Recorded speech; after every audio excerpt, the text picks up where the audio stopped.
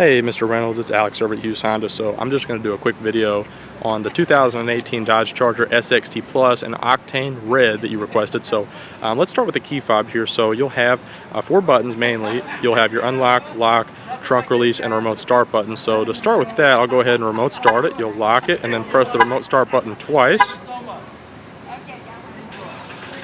And that fires everything up. Now, when I come around to the door handle here, I'm going to do a couple of things to show you. First, by unlocking it. Now, if I were to just go ahead and pull the hood release, it would actually cut the vehicle off unless I came around first and pressed the start-stop button, because right now it's in an anti-theft mode, so it wants the key to be within 32 inches of the car so it knows it's you, and then at that point you can go ahead and pull the hood release and it's still running. So let me come around here and I'll go ahead and lift the hood up. And there's hydraulic lift, so it makes it super easy on me. And I'm going to go ahead and just put the microphone under the engine bay so you can sort of hear it run.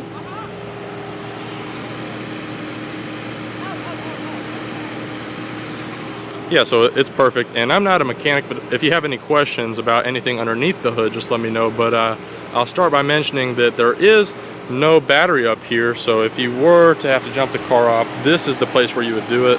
So I'm looking at the positive. There's probably a ground terminal in this box right here, so that's how. Oh no, that looks like a ground right there, but I'm also not an electrician, so I'll go ahead and close this and let's go around to the trunk. So you'll start by double tapping this trunk release button here, so I'm going to come around and do it now.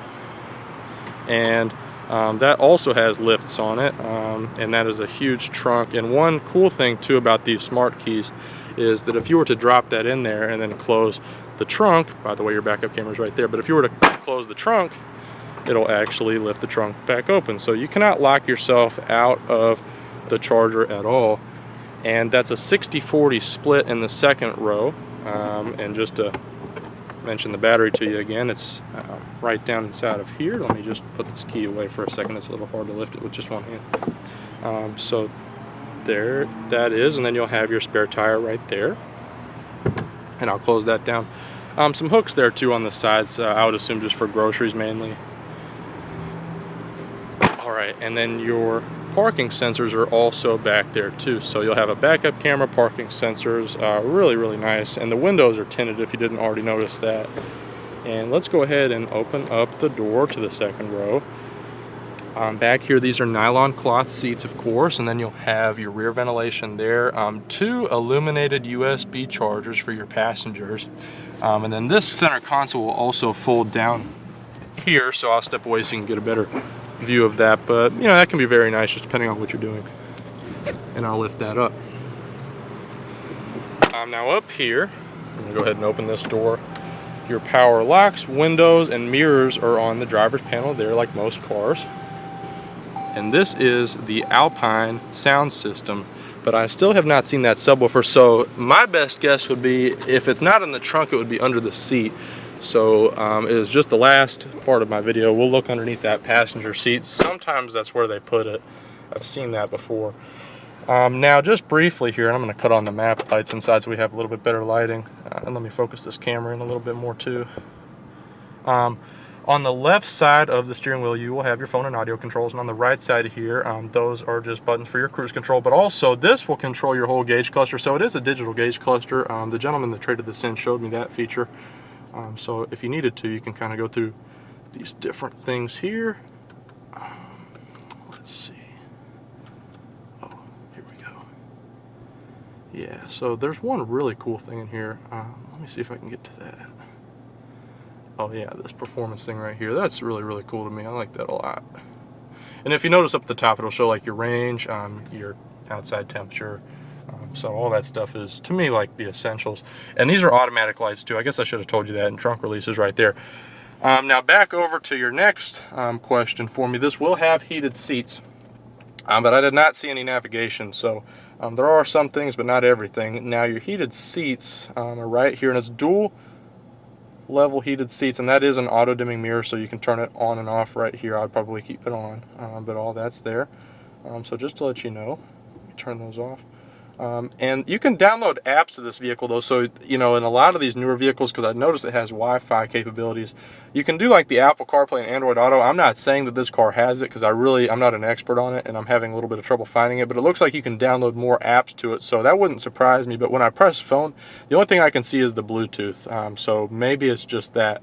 But usually on these newer vehicles, you can have a few different devices connected to the Bluetooth, and 9 times out of 10 you can separate the functionality of each device. So if you needed to, you know, you could have like the driver making and taking calls and sending texts, and then you could have your passenger playing music, so that can be really cool. But this will have the AM, FM, XM radio all built in, so just to let you know that's there. And with this backup camera, I want to say the guidelines are dynamic, so if you needed to, oops, just hit a button there. And try again. Okay, so I accidentally hit a button on the steering wheel, but those guidelines are dynamic, so if you need to, you know, you just want to get those inner lines inside of the outer white lines in a parking space. But I'll go back into park here.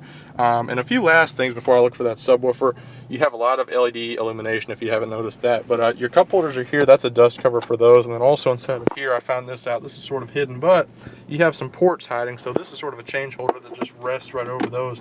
But it looks like you have a few more USB ports, and also an auxiliary jack and a 12-volt power outlet right there, so that's awesome. And this glove box locks right here too, and it is really, really big, so just to show you. Now, on a final note here, and I'll probably pull it around a lot for you too, just so you can kind of see it in motion. Let's look for that subwoofer, because I have honestly not looked for that at all. So coming around to the passenger side here. Okay.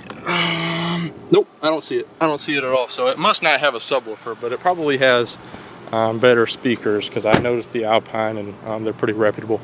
But I'm going to roll down the windows here, and I'll just take it around the lot, and I'll show you Hughes Honda so you can see what your new home looks like. Let me just go ahead here and roll the windows down, and let's take it for a little drive around the lot. Cool, cool, cool. So if you need anything from me, Mr. Reynolds, again, it's Alex over at Hughes Honda in Warner Robins, Georgia, and I don't take an off day, so I'm here every day. Thank you so much. Bye-bye.